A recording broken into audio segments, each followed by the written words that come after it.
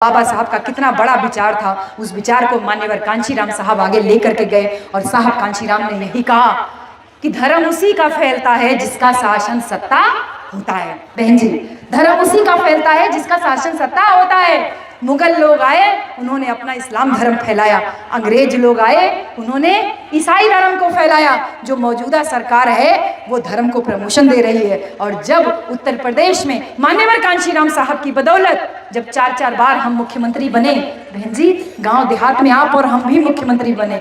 हम लोगों का इतना साहस था कि कोई किसी भी बिरादरी का हो लेकिन हमसे अदब से बात करता था। हर एक व्यक्ति अपने आप को मुख्यमंत्री से कम नहीं समझता था। जब चौथी बार मुख्यमंत्री बने तो मान्यवर कांशीराम साहब ने अपनी बात को एकदम चरितार्थ करके दिखाया।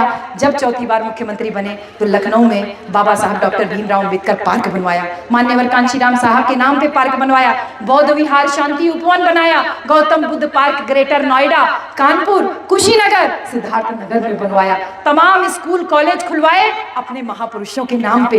रविदास नगर जिला बनवाया, श्रावस्ती बनवाया, कुशीनगर बनाया, सिद्धार्थ नगर बनाया, पंचशील नगर बनाया, ज्योतिबा फुले नगर बनाया, तमाम रविदास नगर बनाया। हमारे महापुरुषों के नाम पे जिला बनवाया। और उसके साथ साथ महामाया मेडिकल कॉलेज, यही आजमगढ़ से सटा हुआ है ना अम्बेडकर नगर जिला, ये अम्बेडकर नगर जिला भी उसी समय बना और उसमें महामाया मेडिकल कॉलेज बनवाया। मान्यवर कांशीराम साहब इंजीनियरिंग कॉलेज बनवाया, रमाबाई डिग्री कॉलेज बनवाया, इंटर कॉलेज बनवाया।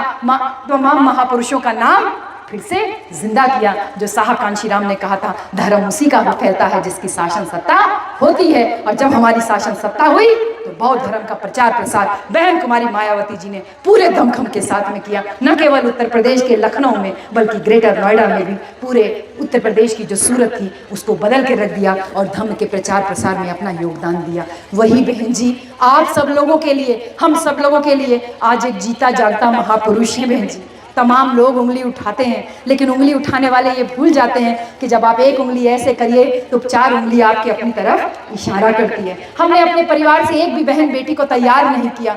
हमने अपने घर से एक भी बेटी को तैयार नहीं किया जो चल करके मिशन के काम के लिए आगे बढ़ाती। सुशीला जी जैसी बहुत कम महिलाएं पैदा हो पाती हैं बहन जी, जो आगे समाज को लेकर के चलने का साहस रख पाती हैं। और हमारी बहन जी ने तो उस जमाने में जब औरतें पढ़ लिख भी नहीं पाती थी ठीक से हमारे समाज की, उस जमाने में लॉ की डिग्री लिया, वकालत किया और घर छोड़ करके गृह त्यागी बन गई। उन्होंने चीवर नहीं लिया लेकिन भंते के बराबर काम अपने शासन काल में उत्तर प्रदेश में करके दिखाया, धर्म को स्थापित करके दिखाया। तो बहन जी, धम्म क्या है ये जानना हमारे लिए बहुत जरूरी है। धम्म का मतलब किसी मूर्ति के आगे सिर झुकाना नहीं है। धम्म का मतलब अगरबत्ती जलाना और दीपक जलाना नहीं है बहन जी। धम्म का मतलब है किसी बात को पहले जान लेना तब उसको मानना। बहन कुमारी मायावती ने जी जान लिया कि शिक्षा वो शेरनी का दूध है जो पिएगा वो दहाड़ेगा। उन्होंने दहाड़ा, 1977 में दहाड़ा, एक मीटिंग में दहाड़ा जब कोई बार बार हमारे समाज को हरिजन हरिजन बोल रहा था। बहन मायावती जी उठ के खड़ी हुई और बोली हरि का मतलब होता है भगवान और जन का मतलब होता है औलाद। बहन जी ने उस भरी सभा में बोला अगर हम भगवान की औलादे हैं तो तुम सब क्या शैतान की औलादे हो।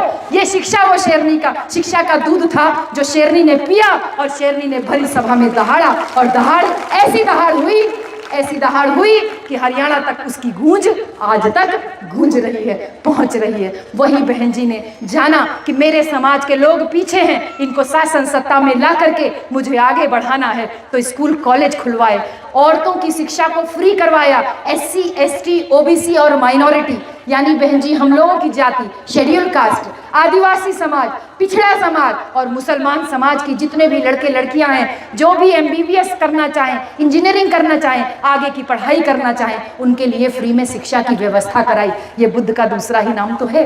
बुद्ध का मतलब है बुद्धि का विकास करना और बुद्धि का विकास करने के लिए शिक्षा हासिल करना बहुत जरूरी है। और उसी शिक्षा को हासिल करने के लिए बहन जी ने फ्री में हम लोगों को लिए आगे स्कूल कॉलेज की व्यवस्था कराई। और आज का अगर आप हालात देख लीजिए तो सरकार ये जान गई कि ये दहाड़ रहे हैं, ये चिल्ला रहे हैं, ये बगल में बैठ रहे हैं, इसका कारण है कि ये शिक्षित हैं। बहन जी हम भी तो BHU में प्रोफेसर है ना, पढ़ पाए तभी तो वहां तक पहुंच पाए। महापुरुषों का आशीर्वाद रहा, बाबा साहब का संविधान में दिया अधिकार रहा जो वहां तक पहुंच पाए। लेकिन हमारा ये उद्देश्य नहीं था। साहब कांशीराम समझा के गए कि शिक्षा का मतलब केवल नौकरी करना नहीं, शिक्षा का मतलब केवल अपना परिवार और पेट पालना नहीं, शिक्षा का मतलब अपने समाज को जागरूक करना।